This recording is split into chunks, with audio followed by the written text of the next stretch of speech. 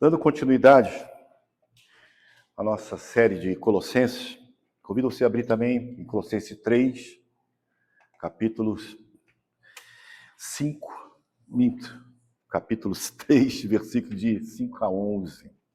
Diz o seguinte: portanto, façam morrer tudo o que pertence à natureza terrena, moralidade sexual, impureza, paixões, maus desejos e avareza, que é a idolatria. Por causa dessas coisas é que vem a ira de Deus.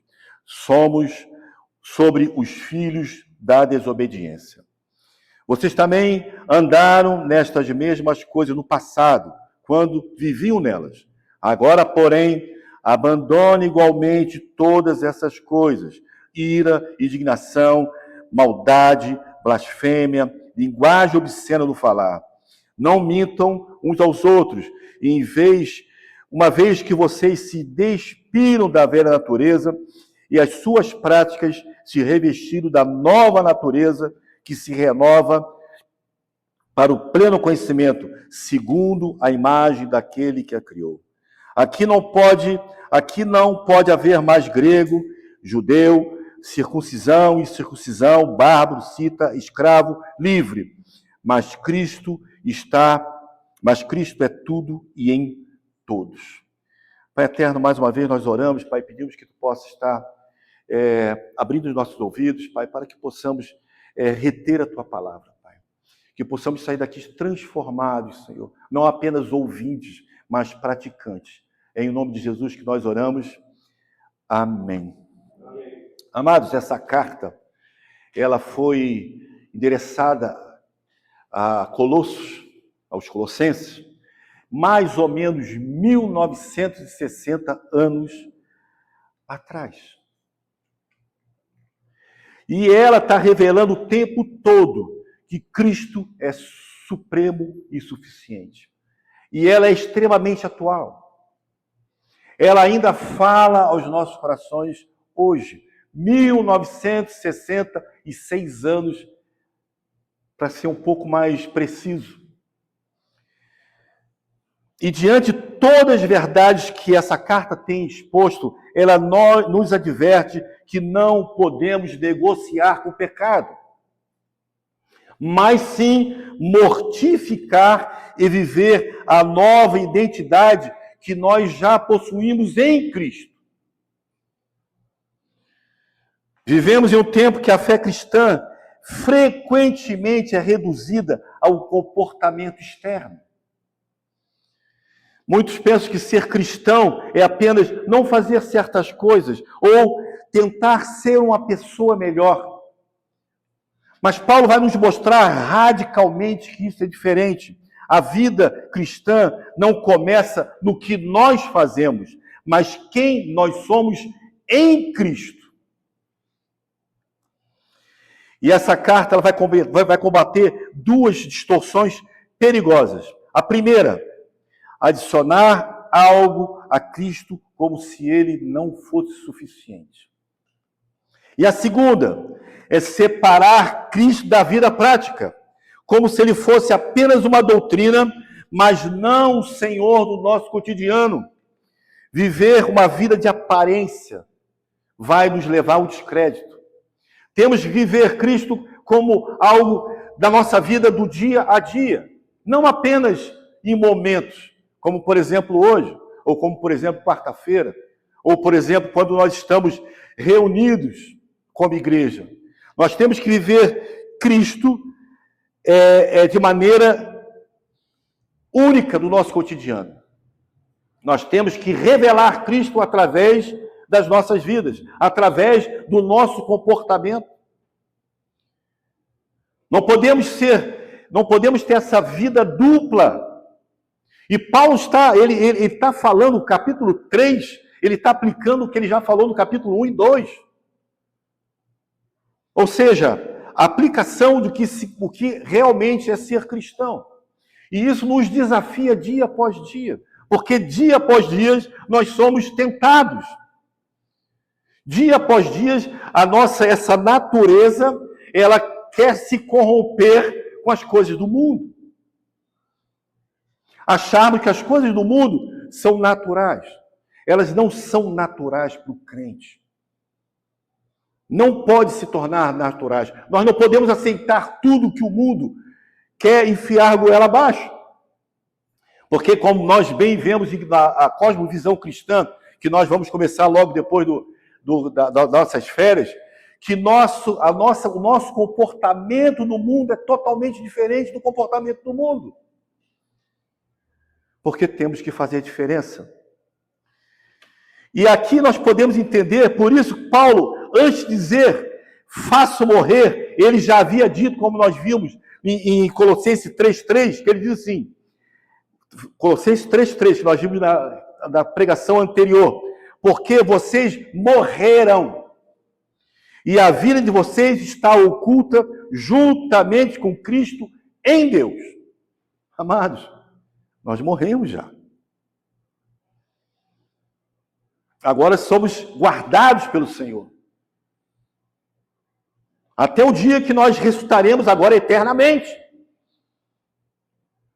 Ou seja, a mortificação do pecado não é o caminho para a salvação, mas é a consequência da união com Cristo. Eu não vou mais pecar e vou estar salvo. Não! O caminho é a união com Cristo. Não depende de nós, não depende de alguma coisa que eu possa desejar fazer, porque eu não consigo. Mas Cristo me garante, Ele garantiu, Ele consumou, Ele pagou a minha dívida e a sua dívida. Quem foi unido a Cristo não pode continuar como se vive e ainda pertence ao velho homem.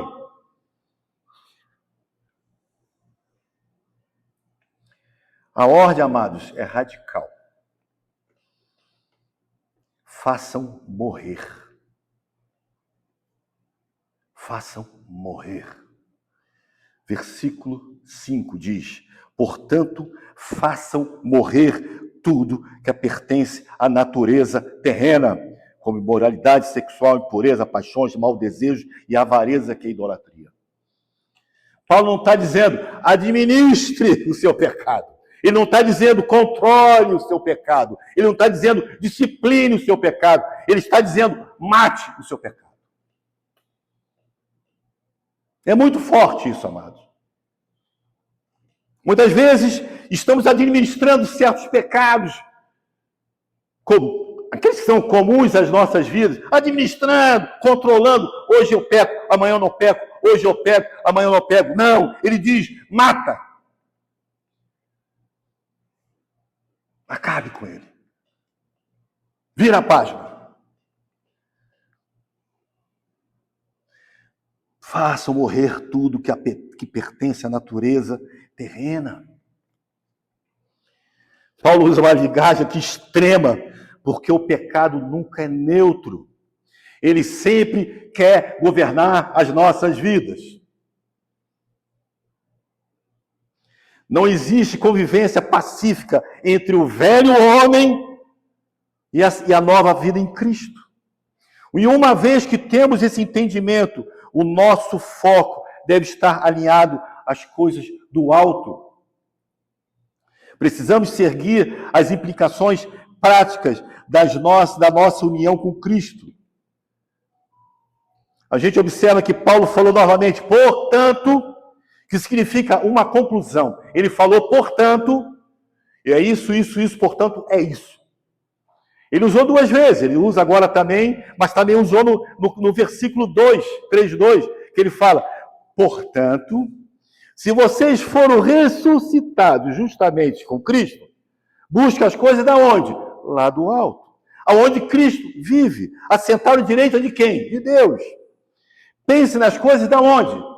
Lá do alto, e não nas coisas que são aqui da terra, porque vocês morreram, e a vida de vocês está oculta juntamente com Cristo em Deus. Esse texto ele se explica. Não preciso acrescentar, não preciso falar mais nada para revelar a verdade e o peso desse texto.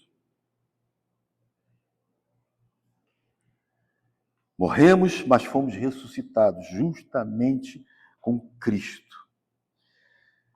Essa lista apresentada de moralidade sexual, impureza, desejos maus, avareza, que Paulo aqui chama de idolatria, revela que o pecado começa no coração antes de se manifestar em atos. Amados, eu acho que ninguém sai aqui, eu vou pecar agora, eu vou pecar hoje. Amado, quando pecamos, isso já nasceu dentro da gente.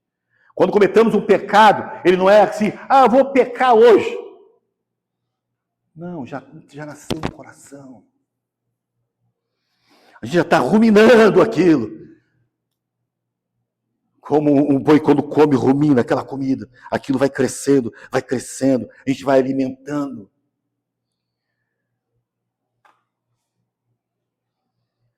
Não matamos o pecado para nos tornarmos cristãos. Matamos o pecado porque já pertencemos a Cristo. Olha o privilégio, amados. Já pertencemos a Cristo. Não fui eu que desejei. Olha que privilégio de saber que o Senhor, na fundação do mundo, escolheu cada um de nós, sem sequer ter nos conhecido. Vimos isso quarta-feira. Não foi por presciência saber que, de repente, o Rodrigo vai ser um cara muito bom quando ele tiver 50, 60 anos. Não! Antes de que ele conhecesse o Rodrigo, fizesse qualquer coisa. Eu falo Rodrigo, falo Jairo, falo Silvia, todos nós. Antes de ter feito qualquer coisa, qualquer pensamento, ele escolheu. Isso é um privilégio, amados.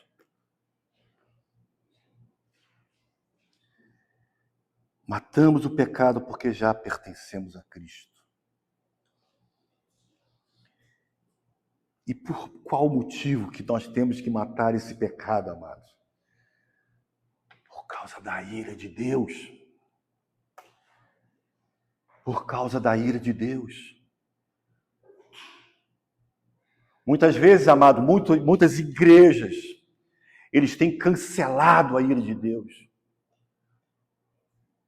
Muitas igrejas têm apresentado um Deus como um Deus fraco.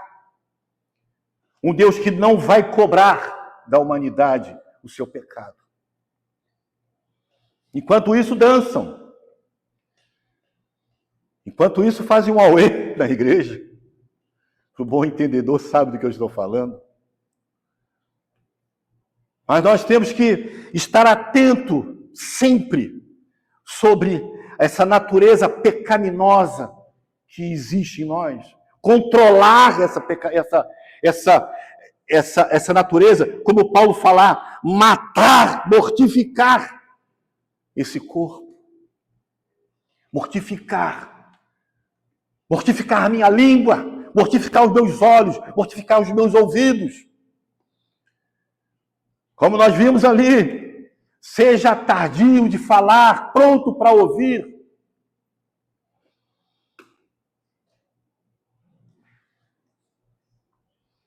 Versículos 6 e 7, que diz o seguinte: por causa dessas coisas vem o quê? A ira de Deus sobre os filhos da desobediência. Vocês também andavam nessas mesmas coisas no passado, quando viviam nelas. Quando viviam. Vocês percebem que aqui está no passado, né? Enquanto vivem. Vivíamos, não vivemos mais. Olha que coisa dura, por causa dessas coisas é que vem a ira de Deus. Paulo, ele nos lembra que o pecado não é apenas um problema carnal ou social. É uma ofensa a Deus.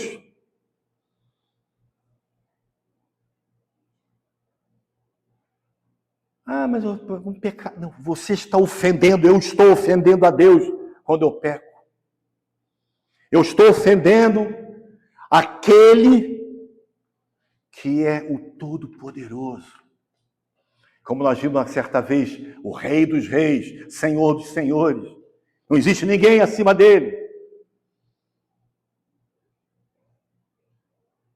Quando insistimos em nossos pecados, nós estamos ofendendo a Deus. E antes, amados, de Cristo, antes de nos convertermos, antes de termos esse entendimento, nós andávamos no mesmo pecado, no mesmo caminho. Mas pela graça, pela misericórdia, pela paciência, pela bondade, fomos resgatados, não pelo meu mérito, mas pela bondade e graça do Senhor na fundação do mundo. E por isso que nós temos que ter um coração grato. Porque eu sei que você se conhece como eu me conheço. Eu sei quem eu sou. Eu acredito que você sabe quem você é.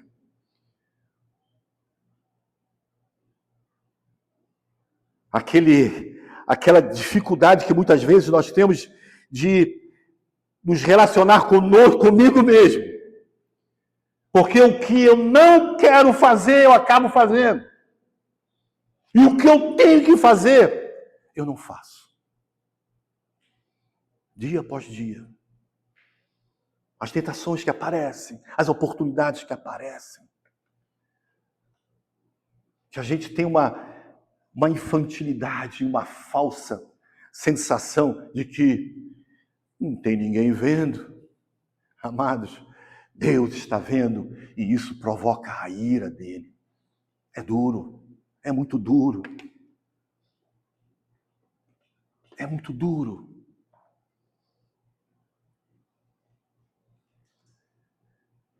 Não há também esse espaço para essa soberba espiritual, dizendo como naquela passagem, eu não faço nada, eu cumpro a lei, eu faço isso. Não, amados, não tem essa soberba espiritual, aonde nós achamos que somos bons, mas esquecemos do juízo de Deus, enfraquecendo tanto o evangelho como a nossa santidade.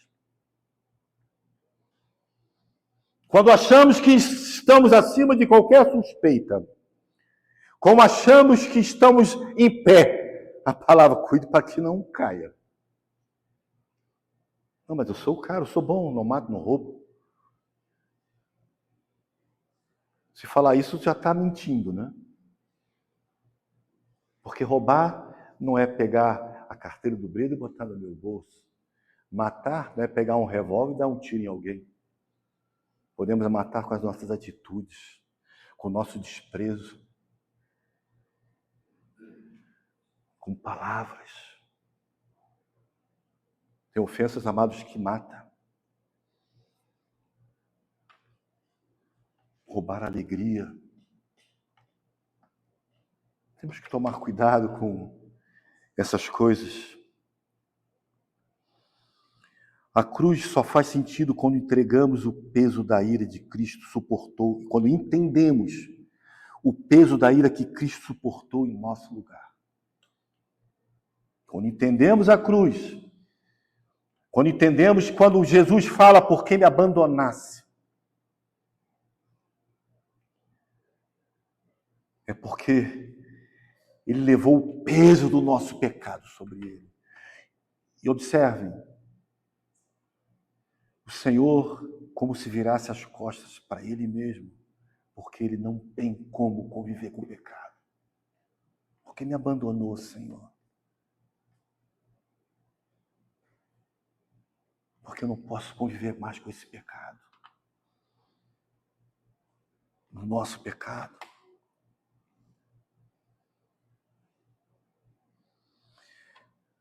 E é importante, amado, que nós nos assustemos com isso. Fiquemos assustados com essa realidade. A justiça de Deus. E é isso que Paulo faz nesse trecho, ressaltando a necessidade de matarmos a nossa natureza terrena. Eu estava vendo um comentário do pastor Augusto Nicodemos, um dos livros que eu estou usando aqui. Ele fala que nós não devemos buscar a santidade por medo, mas por amor a Cristo. Muitas vezes não damos ênfase à tentação ao diabo ou ao inferno, porque nós não nos vamos converter por esse medo. Nós temos que entender e sermos transformados por amor. O medo não converte ninguém. O amor converte. Temos que amar ao Senhor e ser obedientes. Aquele que me ama é o que guarda os meus mandamentos. E ainda diz que será amado pelo Pai também. A palavra, ela se explica, ela é autoexplicativa, ela se encaixa. E essas são as verdades que nós devemos viver. E nós temos que mortificar nossa carne, porque ele diz que se isso não acontece, a pessoa irá enfrentar a ira de Deus, que não pode ser comparado, amados, com a nossa raiva. A raiva de Deus é diferente da minha. A raiva de Deus é diferente da sua. Porque a minha raiva, amados, ela não vai te transformar e não vai te levar a uma eternidade. Mas a ira de Deus leva à condenação eterna. A ira de Deus leva à condenação eterna. Temos que nos assustar com isso, amados, e amar o Senhor. E a graça, amados, não minimiza o pecado. E ela revela somente o quanto ela custou. A graça do Senhor, a graça do Senhor. Não, a graça do Senhor revela o valor que foi pago na cruz. A graça de Deus, ela aponta para a cruz. Porque se não houvesse a cruz, estávamos todos mortos. Condenados eternamente para o inferno. Mas o Senhor, pelo seu amor, João 3,16, Ele amou de tal maneira que Ele veio encarnado em homem, filho, para morrer. E falar assim, como a gente tem repetido domingo após domingo, domingo após domingo. Eu e o Rodrigo, domingo após domingo, está consumado. Alegre-se. Alegre-se porque já está pronto. Versículo 8 e 9. Despojando o velho homem. Agora, porém, mais uma vez, primeiro ele fala mata. Agora ele fala abandone igualmente todas essas coisas. A ira, a indignação, a maldade, a blasfêmia, a linguagem obscena no falar. Não mintam um para os outros, uma vez que vocês se despiram da velha natureza com as suas práticas. Paulo trata os pecados relacionais, ira, maldade, blasfêmia, linguagem obscena, mentira. Aqui não tem apenas uma sugestão de comportamento. Abandonar, isso aqui não é uma sugestão, abandonem. Mas uma atitude real. Abandonem. Abandonar, nesse sentido literal, significa não permanecer em algo que propôs desistir. Não permanecer em algo que propôs fazer. Abandona. E Paulo vai usar uma linguagem de troca de roupa. Uma vez que vocês se despiram, uma vez que vocês ficaram nus dessa velha natureza nas suas práticas. Isso aponta, amados, como eu falei anteriormente, para uma realidade já consumada em Cristo, que agora precisa ser vivida diariamente, no meu dia a dia. Aonde eu estou, com quem eu estou. Aquele velho homem não existe mais em mim. Eu troquei essa roupa. Você trocou essa roupa. Santificar é alinhar a prática com essa nova identidade que nós temos em Cristo. O Evangelho não muda apenas o nosso destino eterno, mas também a nossa maneira de falar, a nossa maneira de reagir, a nossa maneira de tratar o próximo. E está escrito aonde? 2 Coríntios 5, no versículo 14 ou 17. Eu estou usando a linguagem NVT para ficar mais fácil de entendimento. Que diz o seguinte: De qualquer forma, o amor de Cristo nos impulsiona, porque cremos que ele morreu por todos e também cremos que todos morreram. Ele morreu por todos para que os que recebem a nova vida não vivam mais para si mesmo, mas para Cristo, que morreu e se ressuscitou por eles. Portanto, não avaliamos mais ninguém do ponto de vista humano. E outros tempos pensávamos em Cristo apenas do ponto de vista humano, mas agora o conhecemos de modo bem diferente. Logo, todo aquele que está em Cristo se tornou nova criação. A velha vida acabou e uma nova vida teve início.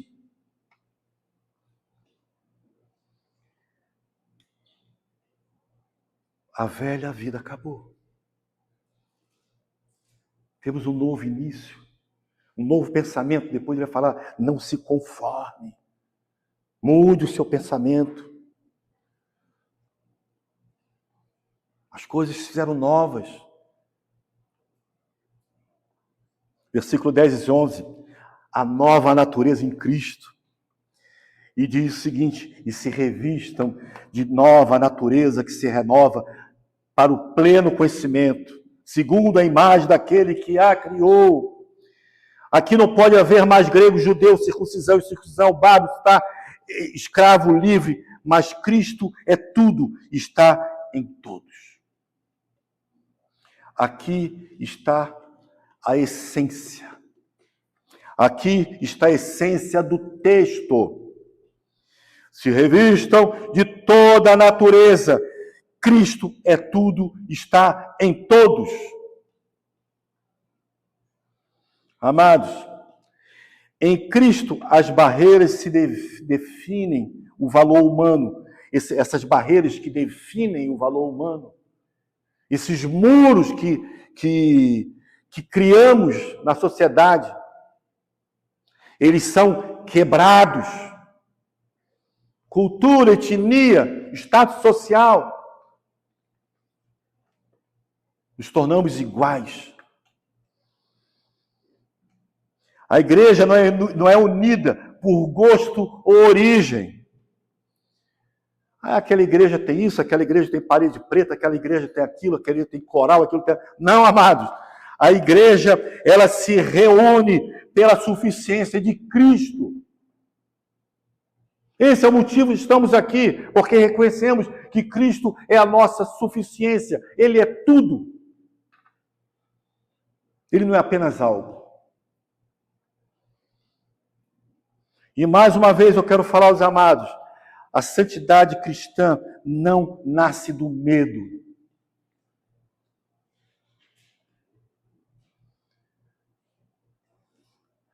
Mas pela alegria de pertencer a Cristo. A alegria de pertencer a Cristo. Alegre-se. Fomos comprados por alto preço. Não somos mais condenados. Fomos libertados. Somos livres. Vamos concluir. Colossenses 3, de 5 a 11, que nós vimos, nos chama a uma vida coerente para o Evangelho. Não é um chamado ao legalismo, mas a vida transformada pela supremacia de Cristo, por quem Ele é. Cristo não é apenas suficiente para nos salvar do inferno, Ele também é suficiente para nos libertar do domínio do pecado hoje. Onde Cristo reina, o pecado não governa. O pecado ele perde o seu trono. Onde Cristo é tudo, o velho homem não tem mais a palavra final. Santidade não é legalismo, amados. É o fruto da supremacia de Cristo em cada um de nós.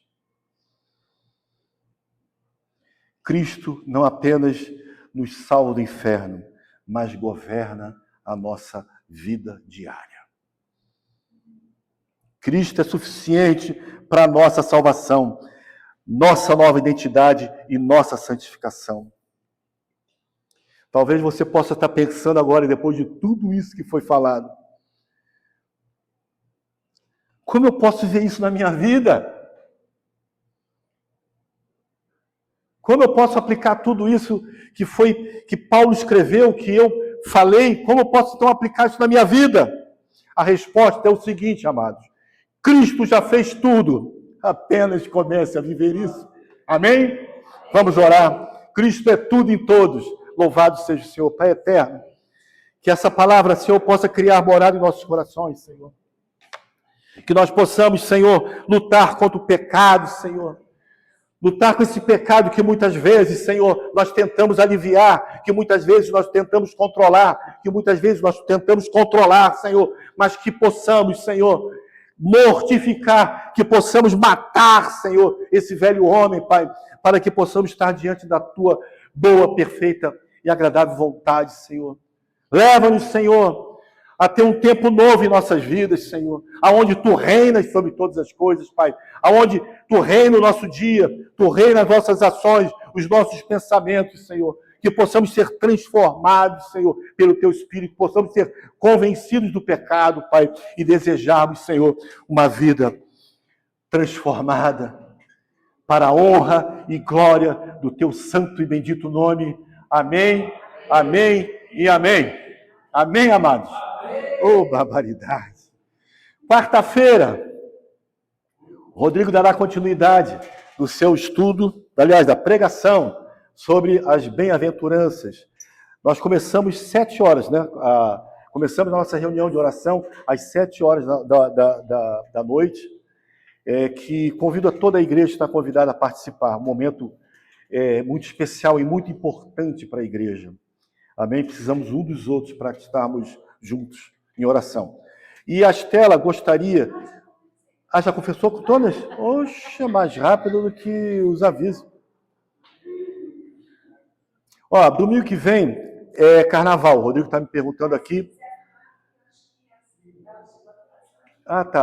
Aí conversa ali. Domingo que vem é carnaval. Na verdade, se houver algum empecilho de vocês não puderem vir, vocês avisem, porque é importante a palavra, né? Então, se você, quem vai, a gente não estará, eu estarei em Brusque, na casa da minha sogra, né? Mas se você estiver, vai ter culto, tá? Mas você só comunica ao Rodrigo para que, se realmente você não vier, só comunica a ele, porque a gente vai ver se realmente vai ter necessidade de termos essa reunião, não. Porque, como nós falamos, toda a palavra da igreja é importante. A gente até fala isso porque quarta-feira tem sido uma grande oportunidade da igreja crescer. Tanto nas bem-aventuranças que o Rodrigo tem ministrado, como os atributos de Deus também têm sido muito importantes. Então, que você possa, nesse momento, realmente, como nós pregamos hoje, amar a igreja. A igreja é onde nós crescemos, onde nós aprendemos, onde nós cuidamos uns dos outros. Por isso é importante estar aqui, não apenas como uma religiosidade, mas como uma necessidade. Estarmos olhando cada um. É tão gostoso quando chega um, a gente dá um abraço, quando a gente consegue beijar, quando a gente consegue realmente poder reencontrar. E nós vamos fazer isso até quando o Senhor vier. E pela graça e pela misericórdia, pela bondade, pela paciência, aí estaremos na eternidade. Amém, amados? Amém. Que o amor de Deus, a graça do Senhor Jesus e a comunhão do Espírito Santo esteja conosco hoje, para sempre. E amém. Amém, amados? Louvado seja o Senhor.